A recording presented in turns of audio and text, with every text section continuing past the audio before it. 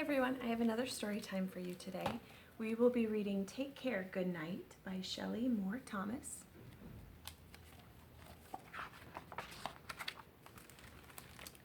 Once there were 3 little dragons. The dragons lived in a deep, dark cave that was in the king's forest, but the dragons were very happy in their cave. They had a good friend. He was called the Good Night. Every day he rode his horse clippity-clop, to the dragon's cave to say, "Good morning, good dragons." "Good morning, Good Night," replied the dragons. And every night he rode his horse clippity-clop, to put the little dragons to bed. Good night," the dragons said before they went to sleep. One day after the Good Night had ridden off on his horse clippity-clop, the little dragons heard a knock on the door. It was another friend, the old wizard. "Good day, little dragons. I was wondering if you could help me," the old wizard said. "We will try," said the dragons. "I would like you to watch my cats while I go away for a few days. Can you do that?" The dragons had never watched cats before, but the Good Night had taught them that it was good to do good deeds. "Certainly we will help you," said the dragons. The old wizard was very happy. He told the dragons that he would leave a note with instructions at his cottage. He left them the shiny silver key to his door. "Take care, good dragons," he said, and then he disappeared in a puff of smoke. "This is going to be fun," said the first dragon. "I can hardly wait," said the second dragon. "Yippee!" said the third dragon. The next day, the dragons went to the wizard's cottage to take care of the cats. They opened the door with the shiny silver key. They saw lots of cats. They found the wizard's note on the counter. There was only one problem. The dragons did not know how to read. Here's all the cats and the little dragons. Here's the note. It says, "Give the cats fresh water, give the cats food from the cupboard, and put the cats to sleep in their beds at night." But the dragons can't read it.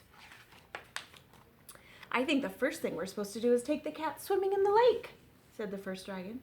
So the dragons gathered up the cats and took them to the lake for a swim. You think the cats are going to like to swim in the lake?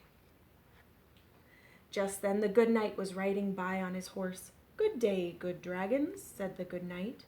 "What are you doing?" "We are taking the wizard's cats for a swim," said the dragons. "He told us to." Cats swimming? That didn't seem right. But if the old wizard said so, it must be true. "Very well," said Good Night. "Carry on." But the cats did not like swimming.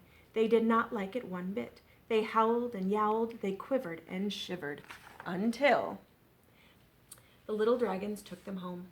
Then the little dragons looked at the wizard's note to see what to do next. "I think it says to put the cats in the cupboard," said the second dragon. So the dragons put the cats in the cupboard. Just then the Good Night was riding by. "What are you doing?" asked the Good Night. "We're putting the wizard's cats in the cupboard. He told us to." Cats in the cupboard. That did not seem right, but if the old wizard said so, it must be true. "Very well," said the Good Night. "Carry on." But the cats did not like being in the cupboard. They did not like it one bit. They scritched and scratched until the little dragons let them out. By then the cats were very thirsty and very hungry, and so were the little dragons. But they looked at the note once more. "I think now we're supposed to take the cats camping," said the third dragon.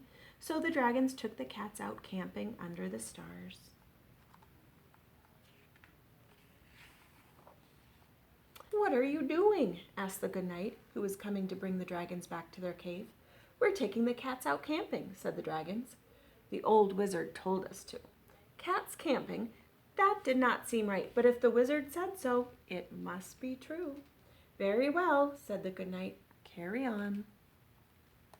Here they are. You can see they have tents up, and they're roasting marshmallows. But the cats didn't like camping. They didn't like it one bit. They jumped and bumped, they clawed and pawed, they cussed and fussed and hissed, and they would not even eat one toasted marshmallow. The Good Night could not help but hear all the racket the cats were making. Something doesn't seem right, he thought. Back he rode to the wizard's house, clippity-clop. Follow me, good dragons, he said. Let us get to the bottom of this and bring those cats. Inside the wizard's house, the good knight found the wizard's note. It did not say to take the cat swimming. It did not say to put the cats in the cupboard or to take them camping. Didn't you read this note? He asked. The dragons hung their head, their eyes filled with drippy, droppy tears. We told them we would take care, but we don't know how to read, they confessed. So the good knight read the note to the dragons. First they gave the cats water, then they fed the cats food from the cupboard, and they put the cats in their beds to sleep. By then the dragons were very tired themselves.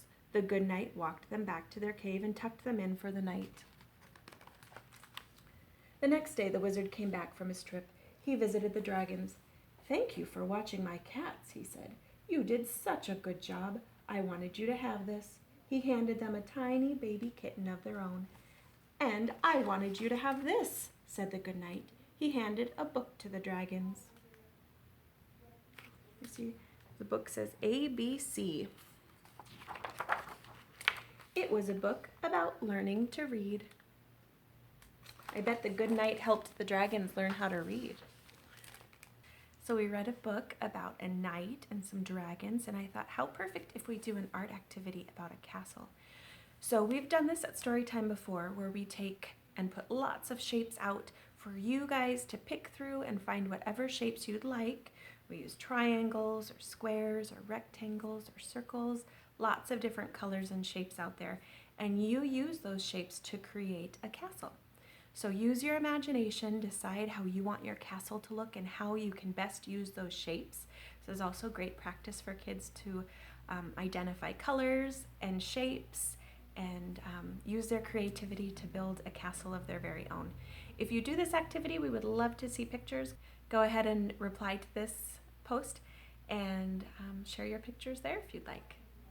And we will see you again Thursday for another story time. Bye.